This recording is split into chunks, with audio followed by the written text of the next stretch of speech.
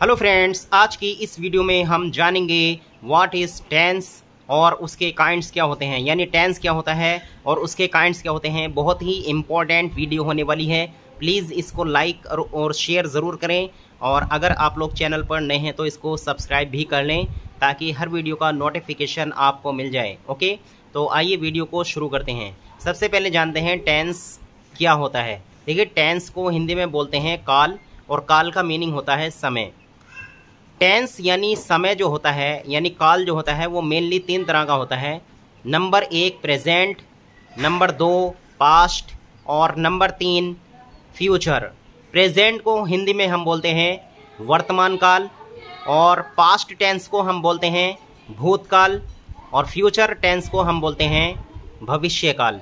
Present tense वो होता है, यानी वो टाइम जो चल रहा है, वो टाइम जो चल रहा है उसको हम बोलते हैं प्रेजेंट।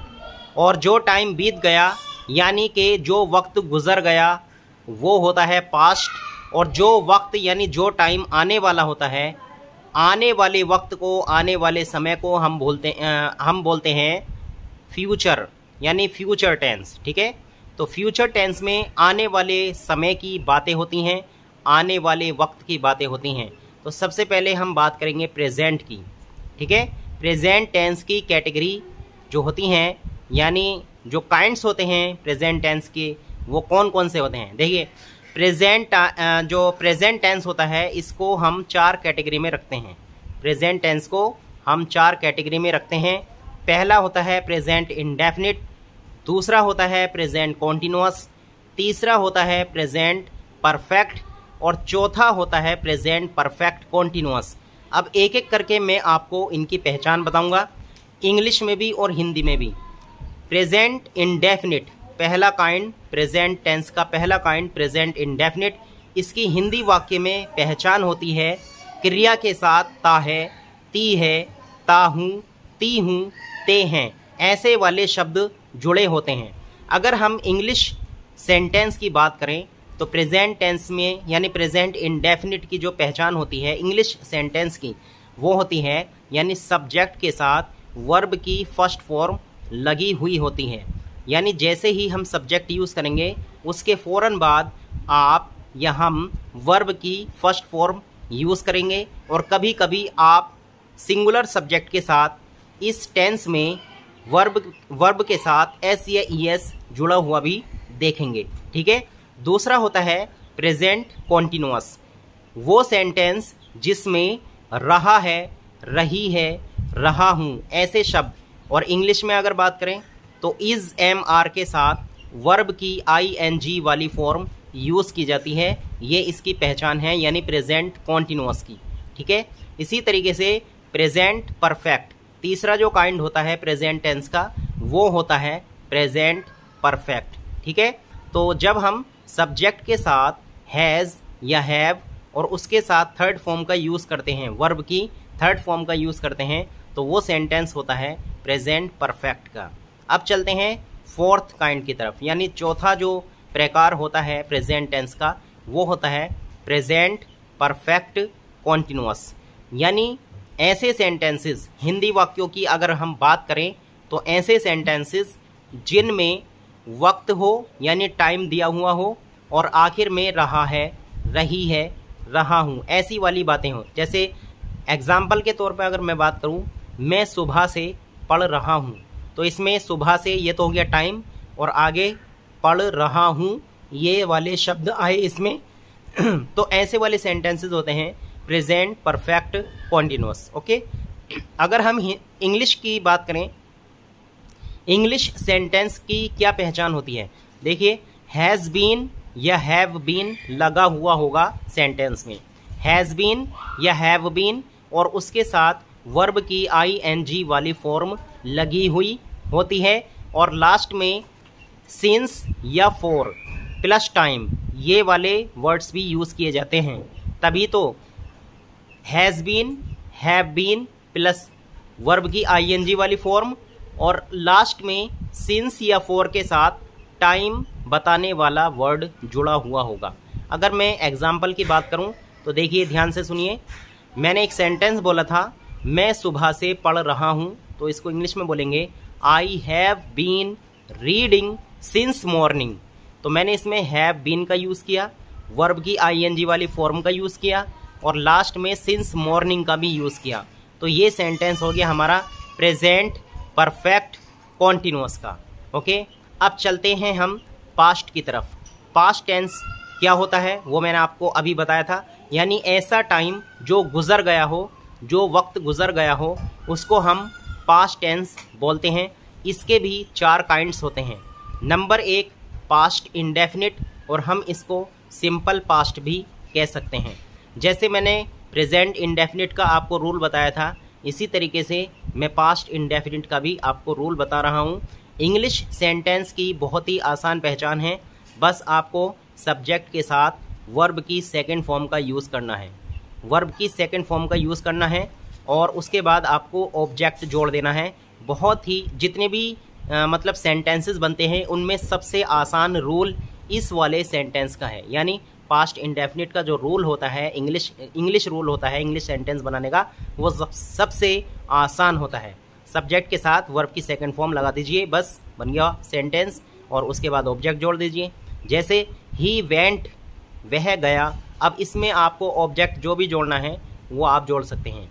आई एट, मैंने खाया। आगे अगर ऑब्जेक्ट जोड़ना चाहें, आई एट फूड, मैंने खाना खाया। यानी वर्ब की सेकंड फॉर्म का यूज़ किया जाएगा सब्जेक्ट के फ़ौरन बाद।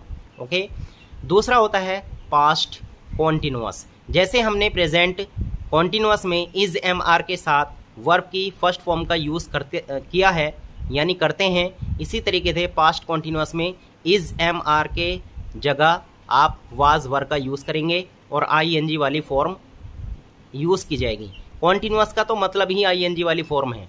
पास्ट कॉन्टिन्यूअस यानी वाज वर्ब प्लस वर्ब की आईएनजी वाली फॉर्म। तीसरा होता है पास्ट परफेक्ट का। तो जैसे हमने प्रेजेंट परफेक्ट का रूल देखा था कि उसमें हम हैज़ या हैव के साथ वर्ब की थर्ड फॉर्म का यूज़ करते हैं, इसी तरीके से पास्ट परफेक्ट में हम हैज़ या हैव की जगह हैड का यूज़ करते हैं, क्योंकि सेंटेंस पास्ट में बनता है तो हैड का यूज़ किया जाता है। हैड जो वर्ड है वो पास्ट के लिए है और इसके साथ वर्ब की थर्ड फॉर्म रहेगी। चौथा काइंड होता है पास्ट परफेक्ट कॉन्टिन्यूअस। जिस तरीके से हमने प्रेजेंट परफेक्ट कॉन्टिन्यूअस में हैज़ बीन या हैव बीन प्लस आईएनजी वाली फॉर्म का यूज़ करके सिंस और फॉर के साथ टाइम वाला वर्ड यूज़ किया था, इसी तरीके से पास्ट परफेक्ट कॉन्टिन्यूअस में हैज़ बीन या हैव बीन की जगह हम बोलते हैं हैड बीन प्लस वर्ब की आईएनजी वाली फॉर्म, और लास्ट में वही तरीका है सिंस या फॉर लगा करके आपको टाइम जोड़ना है। ओके, ये हो गया पास्ट टेंस कंप्लीट। ठीक है, मैंने इसमें निगेटिव सेंटेंसेस की बात नहीं की है, मैं सिर्फ अफर्मेटिव सेंटेंसेस का रूल आपको समझा रहा हूँ। ओके, तीसरा होता है फ्यूचर टेंस। अभी मैंने आपको थोड़ी देर पहले बताया था वो टाइम जो आने वाला होता है, यानी आने वाले समय को हम बताते हैं फ्यूचर टेंस में। ओके, इसके भी 4 काइंड्स होते हैं। निगेटिव की बात नहीं कर रहे हैं हम, सिर्फ अफर्मेटिव की बात कर रहे हैं। जैसे प्रेजेंट इंडेफिनिट होता है, पास्ट इंडेफिनिट होता है, इसी तरीके से फ्यूचर इंडेफिनिट भी होता है, जिसको हम सिंपल फ्यूचर भी कह सकते हैं। तो फ्यूचर इंडेफिनिट में देखिए क्या है, सिर्फ आपको विल या शैल का यूज़ करना है। सब्जेक्ट के साथ विल या शैल का यूज़ करेंगे और वर्ब की फर्स्ट फॉर्म का यूज़ आप करेंगे। वर्ब की पहली फॉर्म का फर्स्ट फॉर्म का आप यूज़ करेंगे। जैसे मैं कहूँ आई विल गो, मैं जाऊँगा, आई विल कम, मैं आऊँगा, ही विल गो, वह जाएगा। इस टाइप से सेंटेंसेस होते हैं फ्यूचर इंडेफिनिट के। अब बात करते हैं फ्यूचर कॉन्टिन्यूअस। देखिए इसमें भी कॉन्टिन्यूअस आया, तो कॉन्टिन्यूअस का मतलब अभी मैंने आपको बताया था आईएनजी वाली वर्ब, और फ्यूचर आया तो इसके साथ आप विल बी का यूज़ करेंगे, यानी सब्जेक्ट प्लस विल बी या शैल बी। ओके, और उसके बाद वर्ब की आईएनजी वाली फॉर्म। एग्जाम्पल की अगर हम बात करें, I shall be coming from Delhi, मैं दिल्ली से आ रहा हूँगा, इस टाइप से। He will be coming from Delhi, वह दिल्ली से आ रहा होगा, इस टाइप से। He will be eating the food, he will be eating the food, वह खाना खा रहा होगा। तो इसमें विल बी या शैल बी के साथ हम वर्ब की आईएनजी वाली फॉर्म का यूज़ करते हैं। तीसरा होता है फ्यूचर परफेक्ट। जैसे प्रेजेंट परफेक्ट होता है, पास्ट परफेक्ट होता है, इसी तरीके से फ्यूचर परफेक्ट भी होता है। फ्यूचर परफेक्ट में आपको क्या करना है, विल हैव, ठीक है, विल हैव का यूज़ करना है, विल हैव या शैल हैव। इसमें बार बार जो शैल का यूज़ आ रहा है, तो शैल को हम दो वर्ड्स के साथ ही यूज़ करते हैं, एक आई और वी, बाकी सब में विल का यूज़ किया जाता है। बल्कि मॉडर्न इंग्लिश में तो शैल का अब शैल को ख़त्म ही कर दिया गया है, आप हर जगह विल का यूज़ कर सकते हैं, ठीक है। तो हम फ्यूचर परफेक्ट में क्या कहते हैं, जो मैंने अभी आपको बताया था, फ्यूचर परफेक्ट में विल हैव के साथ थर्ड फॉर्म का यूज़ करेंगे, क्योंकि परफेक्ट टेंस है, थर्ड फॉर्म का तो यूज़ होना ही होना है।